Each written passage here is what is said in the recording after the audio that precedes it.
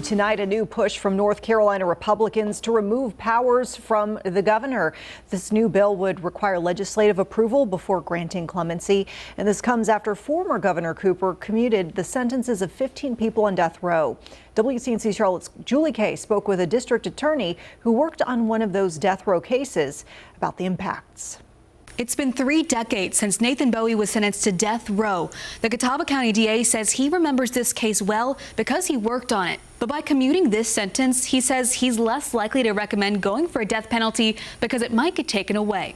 The long walk down this hallway, one many families have taken. At the end, District Attorney Scott Reilly. I remember talking to the family in the Bowie case 33 years ago.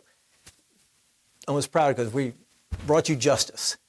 We didn't, it was almost like a lie to them. That conversation now looks different. On New Year's Eve, former Governor Roy Cooper commuted 15 death row sentences to life in prison, one of the last acts of his term. That's 10% of our entire death row. Including one in Catawba County, Nathan Bowie. In 1993, a jury sent him to death row for the murders of Nelson Shuford and Calvin Wilson after a disagreement. But this December, when the state clemency office asked the victims' families for input, all 9 were unanimous. Everyone was adamant that they were against this commutation. I think they all feel like Nelson Shuford's life didn't matter, Calvin Wilson's life didn't matter. That's why state Republicans have filed House Bill 64.